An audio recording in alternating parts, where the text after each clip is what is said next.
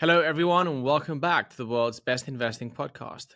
I want to talk about why AMD's journey to the upside is now only just getting started.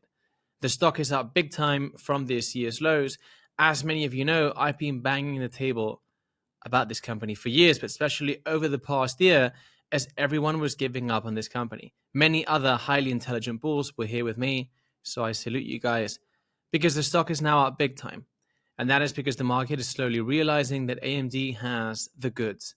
We have infinite demand for compute as AI continues to scale, and AMD has a highly differentiated roadmap, which no one else has, essentially, and no one else can really catch up to, I would say, over the next 5 to 6 years for reasons that I will explain in this video. Before we proceed, I just made available 25 coupons to obtain lifetime access to my course for just $299 instead of $350. This gives you access to all future versions and lifetime access to my Slack community, which is full of people that have taken the course, very intelligent people. I personally love being inside this community on a daily basis just because I have no one else to talk to about these things in real life. So the community is, I love it. I think everyone else in there loves it, and it's just so useful. So guys, link to obtain lifetime access to the course and the community in the show's footnotes for just $299. Use code PLTR and see you guys on the community. So now, with AMD, what the market is starting to price in now, and I think this has been aided by, you saw Sam Altman coming up on the stage with Lisa in the last AI event. You now see Lisa, actually, she talked about this in the last All-In podcast that they did with Lisa, which was a few days ago. She said demand is strong from Tesla and OpenAI. So what this shows you is that these guys, AMD has a roadmap that is now starting to gain traction. But as I've said many times, my conviction about this company comes from a deeper level. I'm not really focusing on specs of the products. Say, analysts like to compare products at a face value and say, well, NVIDIA's products are better now, therefore AMD's will never be better. Or they like to, I think that the average analysis of the industry is very much focused on the present. The thing is, with technology, you always have to be looking out 5 years ahead. And with AMD, it's just the chiplet platform that I've talked about so many times. The fact that they can connect different compute engines at will, at a marginal cost, effectively tailoring chips for customers at a total price of ownership for the customer that really no one else can match. So what's happening with AI now is that it's pretty obvious for everyone, not just the AMD bulls, the longtime AMD bulls, that AI is moving out from the data center. Of course, there will be a lot of AI in data centers, but essentially every single machine on the planet will need an inference chip to use AI and do something useful with it. Essentially, my view is that AMD is positioned to take the whole inference market. And that is because when you perform inference on a device, you basically have less space and you have a smaller battery, much less power than you would do in a data center. So there's thermodynamic requirements that force you to be much more efficient in order to use AI at the edge, essentially. Now, this market is going to explode over the next 5 to 7 years, I believe. Potentially could take 8 to really come to fruition, but it's going to be, physical AI is basically going to be one of the big end markets, at least as big as NVIDIA's data center market is today. Now, AMD is valued at just a few $100 billion, and just to give you the exact number, $279 billion. And so if it does turn out that they have a roadmap, which I believe is so well suited for physical AI, and actually a bunch of other markets, but just take one, which is physical AI at the edge. If it does turn out that this does become one of the primary markets for AI, at least as big as the data center market today, and AMD has this unique competitive advantage, then this becomes a multi-trillion-dollar company. As many of you know, I'm long AMD since 2014, since $4.2 per share. So at $420 per share, I'll be up 100x.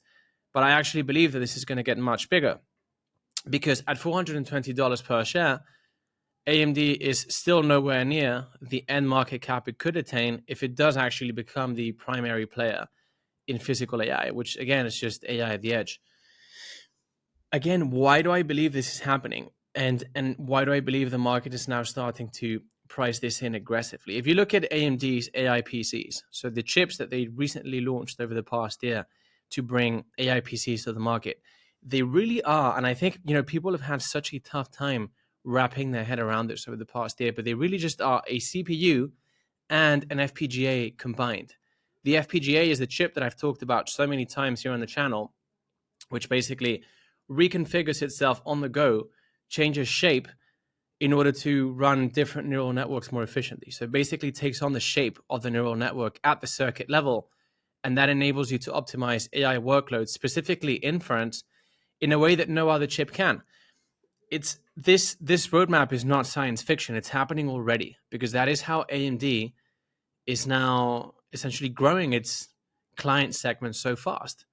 AI PCs powered by AMD are selling very quickly because customers find them useful.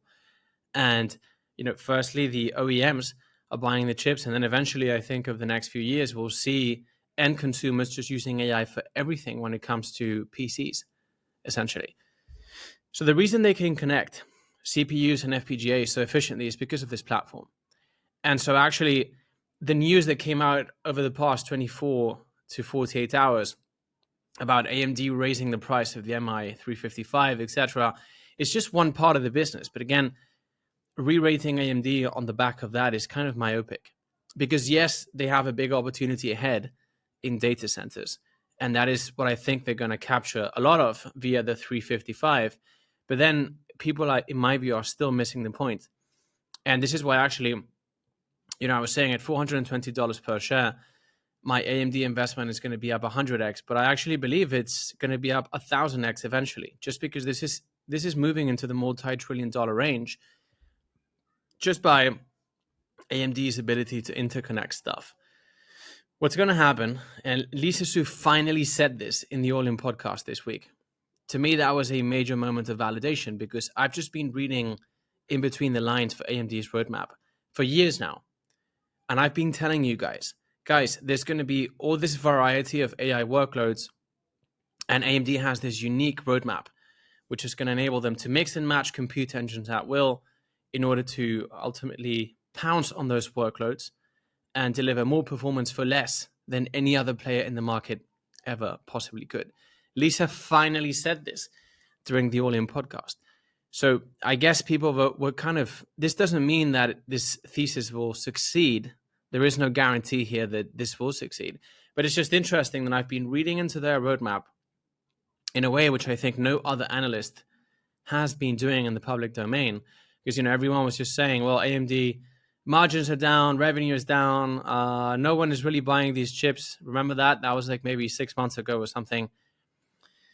So this is a moment of great qualitative validation for the thesis, because it means I was reading into it correctly. At least I know that management was thinking along the same lines as me. I was making a correct reading of the company strategy. The question now is, well, does the variety of workloads arise or not? And I believe it's pretty obvious that it's coming, and very fast. The main thing that I continue to look at when trying to figure out what's happening with AI is basically the conversations that people have with ChatGPT. People are having a lot of conversations with this software, and they're getting more and more intricate. Even myself, I think sometimes when I might have talked to another human, I'm now talking to ChatGPT, excuse me. I could be asking questions about the whole medicine thing that you guys know I'm big on, technology stuff that I study, even personal stuff. Sometimes I'll recognize it's pretty crazy how accurate it is. It kind of always tells you what you want to hear, though, which I think is what makes it attractive. But anyways, I'm talking to ChatGPT as pretty much everyone else is. And you just know that, we're going to have similar intelligence across every single device. So your fridge, you're going to talk to, I'm pretty convinced.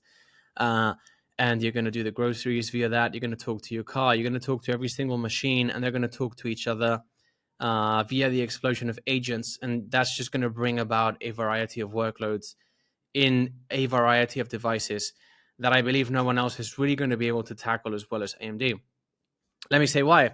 Because AMD bought Xilinx in 2020, and Xilinx was back then, and still is, the big leader in the FPGA market by a wide margin. Number 2 was Altera, which Intel acquired in the year 2018.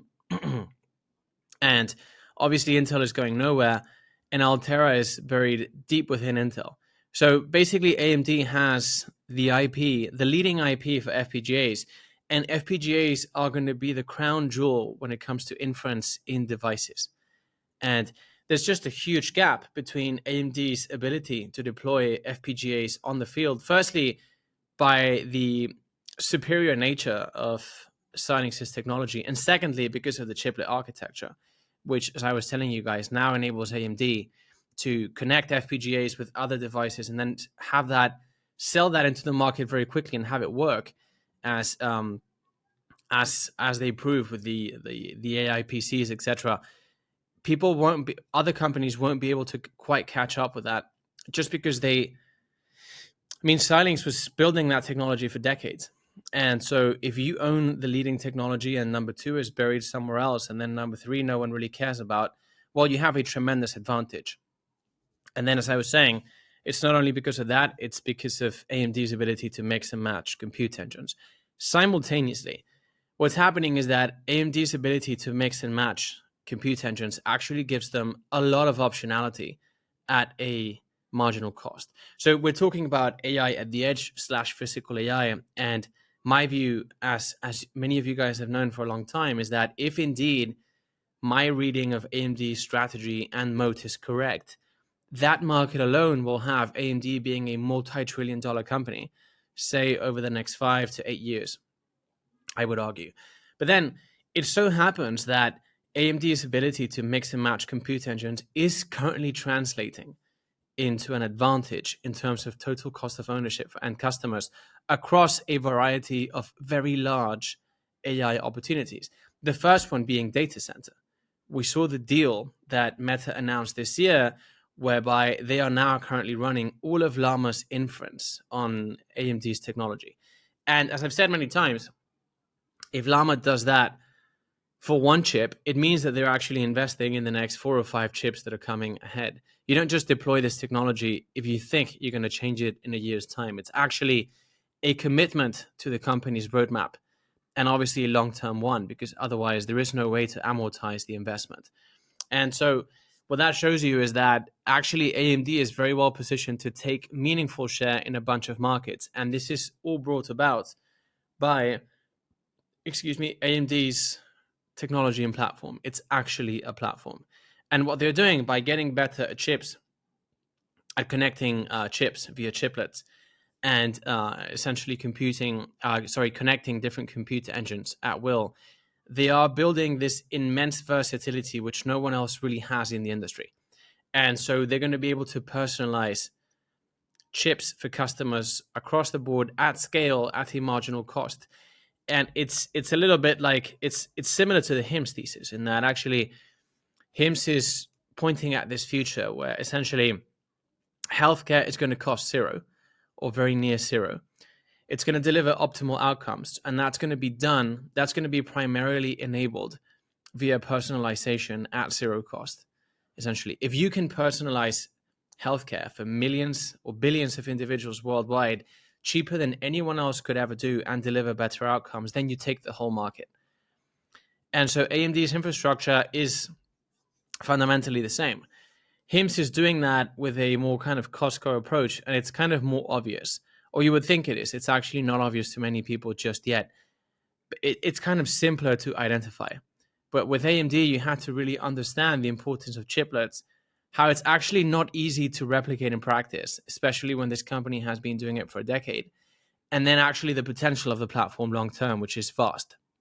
So my takeaway from today's video is that with increasing clarity, what I see is that just one opportunity, which is physical AI, promises to make AMD a multi-trillion-dollar company over the next 5 to 8 years. Then that is just one opportunity. Then you have the data center opportunity. You have PCs, obviously. Gaming, which I wouldn't really think much of right now, but still I think still a meaningful opportunity. And then this thing that the market isn't quite seeing yet, which is a variety of AI workloads. And the fact that in order to address those, you really need a platform like AMD's. No one else in the market has a platform like AMD. And if I'm honest, many times over the past few years, I think I may have lost slight visibility of my thesis. It just happens. Even though you guys see me in the videos here coming in uh, more often than not with my positions projecting a bullish thesis, it's actually the result of me chewing away at uncertainty over time and then recollecting the thesis. And so many times, as I believe will be the case with Tesla over the next year or so, it comes down to whether you really trust the CEO. And I just believe that Lisa Su is definitely top, I would say, top 10 CEOs on the planet. For me, top 6. I only have 6 holdings. She's just one of the best CEOs alive ever. She has orchestrated the biggest corporate turnaround in American history, essentially. And I think she's going to do it again. I believe that this company is going to be worth it's going to be worth many trillions of dollars over time. And then, as I said on X this week, I believe that 20 to 30 trillion dollar companies are coming because AI is accelerating everything more than the average human mind can already understand. The productivity, the world we are pointing at in, say, 5 years' time is where you just snap your fingers and you have things done for you by an AI that would have taken months or even years for you to do as a marketer, coder, investor, employee of any kind, anywhere in any industry. And so what I think is that although, thinking in linear terms almost, I think everyone now understands that physical AI is going to be a very big market. We may go through a 2001 kind of scenario in between now and 8 years' time, but eventually, I mean, just fundamentally, the innovation is there. We just know that physical AI is going to happen. So actually, in the AI context, talking about AMD taking over a meaningful share of the physical AI market and growing into a trillion-dollar company is kind of linear thinking in itself. It's fairly straightforward stuff. What I think is actually going to happen, as I was saying previously, is that a lot of workloads are going to come along and they're going to make the market much, much bigger than we could possibly imagine right now.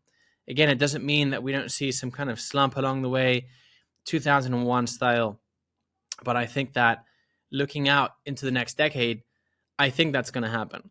So do I believe that AMD is going to be one of these 20, 30 trillion dollar companies? Well, I'm not actually as sure as I am with Palantir because I do see the exponential path that they are on. And with software, it really has no limit. Like Palantir's TAM is really just the whole economy. With AMD, I think that, I see a path forward to a multi-trillion dollar valuation, but then I also believe the evolution of AI is really going to surprise us. And I think that we're going to need more compute than even those of us that are aware that we will need a lot of compute believe right now. So anyways, guys, thank you very much for joining me today. Congratulations to all the AMD shareholders. It's been quite a wild ride over the past year. As I've said many times, stocks decline. Your favorite growth stocks, my favorite growth stocks, everyone's, are going to decline 50% plus repeatedly over time for no reason. And some people argue that AMD's fundamentals weren't there this year. I would argue that they absolutely were, and it actually declined the stock 50% plus for no reason. So it's been one hell of a year, but really nothing out of the ordinary in this business. And I think that now AMD shareholders have a very wild ride ahead as the market comes to realize just the value of this company. So guys, thank you very much for joining me. As always, if you enjoyed this update, could you please share this video with someone else whom you think will enjoy it? These deep dives and updates are for free, so the only way this grows is with your help. So thank you very much in advance. Take care and see you next time.